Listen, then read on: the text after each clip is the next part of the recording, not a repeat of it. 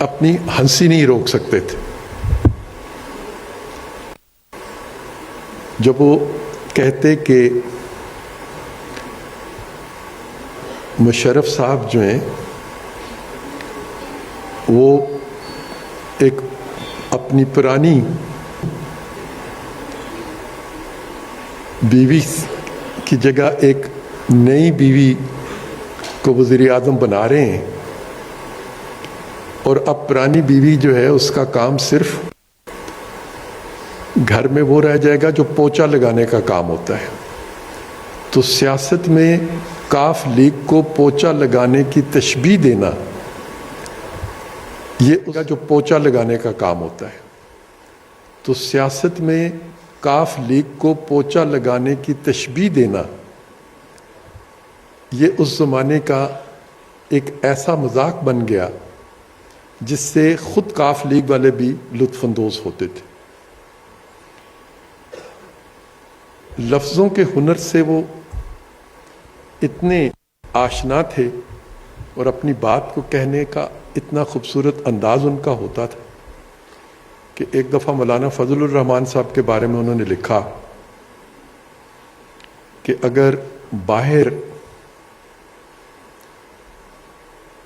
آگ برس رہی ہو سورج کی تپش سے اور لوگوں کا پسینہ چوٹی سے ایڑی تک بہہ رہا ہو، لیکن مولانا صاحب میں یہ ہنر ہے کہ وہ اپنے زور بیاں سے آپ کو قائل کر لیں گے کہ باہر بادل ہیں، سرد ہوائیں چل رہی ہیں اور رم جھم بارش ہو رہی ہے. تو مولانا صاحب کی یہ تحریر گزر گئی. اب ایک جگہ پہ مولانا صاحب کا اور عرفان صاحب کا آمنا سامنا ہو گیا. تو مولانا صاحب نے عرفان صاحب سے کہا کہ عرفان صاحب، آپ نے جو میرے زور بیاں کی تعریف کی ہے اس پہ تو میں آپ کا شکریہ ادا کرتا ہوں. اور پھر اگلا جملہ مولانا کا جو تھا، ظالم تو نے یہ کیوں نہیں لکھ دیا کہ میں جھوٹ بولنے کا عادی ہوں. تو یہ ان میں اپنی بات کو کہنے کا ہنر تھا، اور یہ ہنر تھا کہ وہ جس کے بارے میں بات کہی جاتی تھی وہ بھی اس بات سے لطف اندوز ہوتا تھا.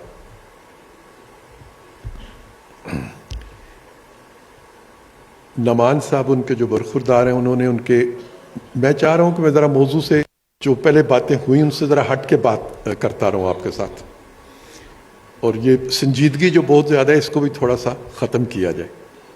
اس لیے میں نے ان کے ہلکے پھلکے مزاح کی باتیں آپ کے ساتھ شیئر کی جو ان کی طبیعت کا حصہ تھا. وہ ایک رومانوی طبیعت کے انسان تھے. وہ سنجیدہ گفتگو کرتے تھے، دلیل سے گفتگو کرتے تھے، اس کا آپ سب نے ذکر کیا، لیکن ان کی شخصیت میں ایک رومانس تھا. ان کی شخصیت خوش لباس بھی تھے، اچھے موسم سے لطف اندوز ہوتے تھے. اور جو ان کے دوست ہیں بختیوری صاحب بھی اس بات کو جانتے ہوں گے کہ خاص طور پر بارش کے موسم کو بہت انجوائے کرتے تھے، اپنے گھر کے برآمدے میں بیٹھ جاتے تھے. اور ان کا اچھے موسم کو انجوائے کرنے کا جو انداز تھا اس میں چائے اور اس کے ساتھ پکوڑے، یہ ان کا موسم کو انجوائے کرنے کا ایک سلیقہ تھا. اور اگر کوئی دوست آتا تھا تو اس کو بھی وہ کہتے تھے کہ آؤ میں تمہیں چائے کے ساتھ پکوڑے کھلاتا ہوں. وہ کالم لکھنے کا جو انداز ان کے برخوردار نے بتایا، اس میں میں بھی اپنی شامل کرنا چاہتا ہوں کہ مجھے لاہور جانا تھا جس میں وہ میرے ہم سفر تھے. میں گاڑی چلا رہا تھا، وہ میرے ساتھ والی نشست پر بیٹھے ہوئے تھے. جب ہم ٹول پلازا سے کراس کیا ہم نے، تو انہوں نے اپنا کلپ بورڈ جو تھا، جو ہم لوگ جب اسکول میں پڑھتے ہیں تو امتحان دینے کے لیے کلپ بورڈ جو ہم استعمال کرتے ہیں، وہ کالم لکھنے کے لیے اسی کلپ بورڈ کو استعمال کرتے تھے. وہ کلپ بورڈ انہوں نے اپنے ٹخنوں پہ رکھا اور اپنا کالم لکھنا شروع کر دیا. اور اس پورے دوران جب وہ کالم لکھ رہے تھے میں ان سے کوئی سوال کر لیتا تھا اور وہ مجھے اس کا جواب بھی دے دیتے تھے.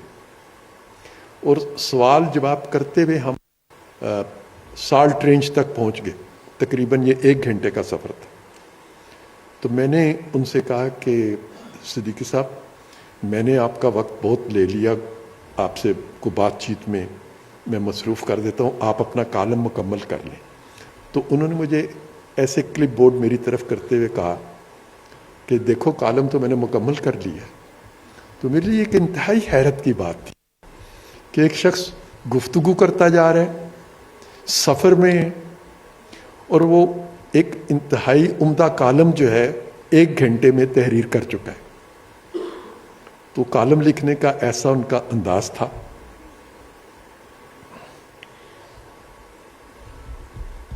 ان کے کالم آپ لوگوں کی نظر سے گزرے, لیکن جو خطوط وہ لکھتے تھے میں ان کا ذکر کرنا چاہتا ہوں. اپنے دوستوں کو خط لکھتے تھے. جن دوستوں کے پاس وہ خط موجود ہیں وہ اگر کہیں آپ کو میسر ہوں یا ان کے خاندان کے لوگوں کو میسر ہو جائیں تو ان کی بھی ایک کتاب شائع کی جا سکتی ہے. انتہائی مختصر 4 5 6 لائنوں میں وہ اپنا مفہوم ادا کر دیتے تھے, لیکن اس میں ادبی چاشنی ان کے خط میں اتنی ہوتی تھی کہ اس بات میں بالکل میں مبالغہ آرائی سے کام نہیں لے رہا, حقیقت کے قریب آپ سے بات کر رہا ہوں کہ غالب کے خطوط پڑھنے کا جو لطف آپ کو آتا ہے, جن لوگوں نے غالب کے خطوط پڑھے ہیں وہ اگر عرفان صاحب کے لکھے ہوئے بھی خطوط پڑھیں تو انہیں اتنا ہی لطف آئے گا ان خطوط میں جتنا کہ غالب کے خطوط میں. کسی طریقے سے بھی ان کا ادبی ذوق اور ادبی معیار غالب کے خطوط سے کم نہیں تھا جو وہ تحریر کرتے تھے. تو آج کے دن میں چاہتا ہوں کہ ایک آپ کی اجازت سے ایک خط جو انہوں نے نصرت جوید صاحب جو ہمارے آپ سب لوگ جانتے ہیں, ٹیلی ویژن پہ ان کو دیکھتے ہوں گے, کچھ لوگ ان کو پڑھتے بھی ہوں گے, ان کی بیٹی کی شادی تھی, اس پہ انہوں نے نصرت صاحب کو ایک خط لکھا تھا. تو میں خاص طور پر وہ خط آپ کے لیے لے کے آیا تاکہ اس موقع پہ میں آپ کو وہ خط سنا سکوں.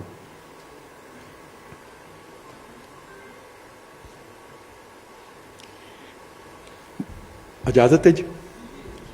برادر محترم نصرت جوید صاحب, السلام علیکم. امید ہے آپ خیریت سے ہوں گے. مجھے اپنے احباب اور اخبارات کے ذریعے آپ کی صاحبزادی کی شادی خانہ آبادی کی خبر ملی. اب پہلے جملے میں ہی انہوں نے یہ شکوہ نہیں کیا کہ تم نے مجھے بلایا نہیں. انہوں نے اس چیز کا اظہار کیا کہ مجھے آپ کی بیٹی کی شادی کی خبر اخبارات سے معلوم ہوئی.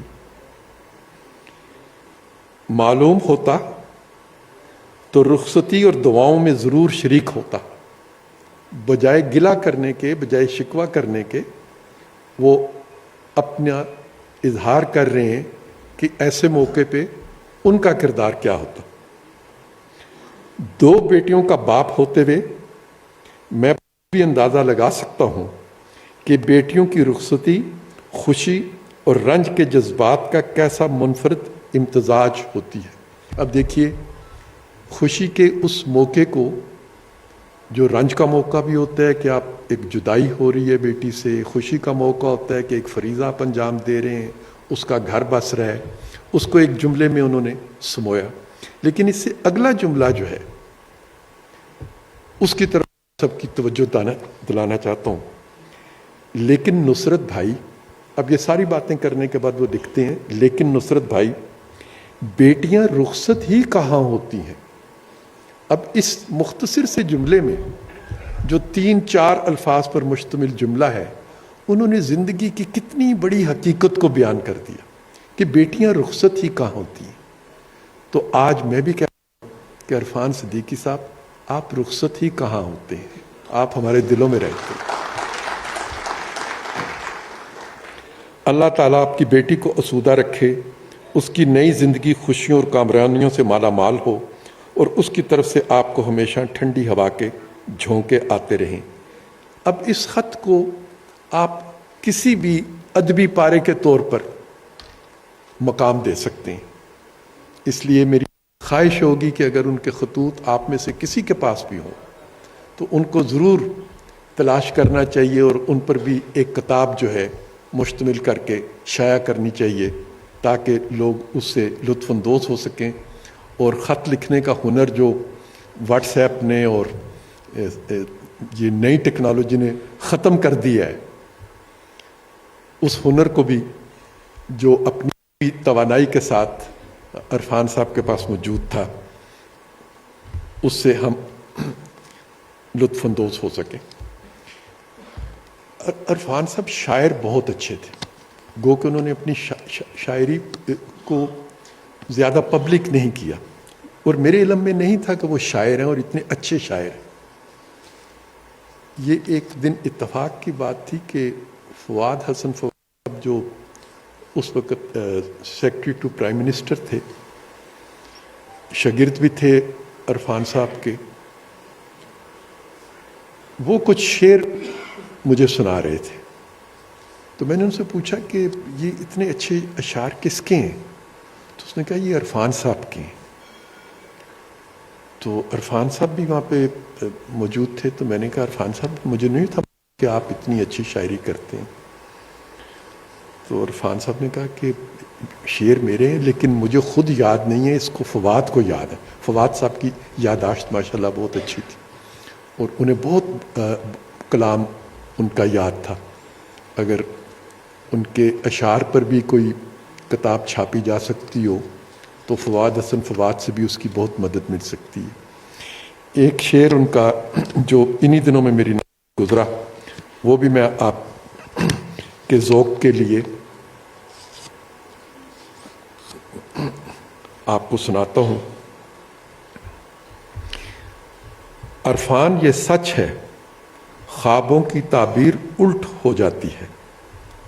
अरफान ये सच है, ख्वाबों की ताबीर उल्ट हो जाती है। ये हमारे यहाँ एक ख्याल पाया जाता है कि आप जो ख्वाब देखते हैं हकीकी ज़िंदगी में उससे उल्टे वाक़यात आपको सामना करने पड़ते हैं। तो उस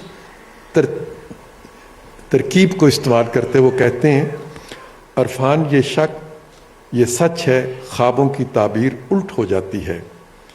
आगाज़े मोहब्बत में हमको कुछ ख्वाब सुहाने आए थे। आगाज़े मोहब्बत में हमको कुछ ख्वाब सुहाने आए थे कि जब मैंने मोहब्बत का आगाज़ किया तो वो एक सुहाना ख्वाब साबित हुआ, क्योंकि जो मोहब्बत का अंजाम था वो कुछ और था जो पसंदीदा नहीं था। तो ऐसे खूबसूरत शेर कहने वाला शख्स, ऐसी खूबसूरत गुफ्तगू करने वाला शख्स, ऐसी खूबसूरत तहरीर करने वाला शख्स हमेशा ज़िंदा रहता है, क्योंकि वो दिलों में ज़िंदा रहता है। बहुत बहुत शुक्रिया।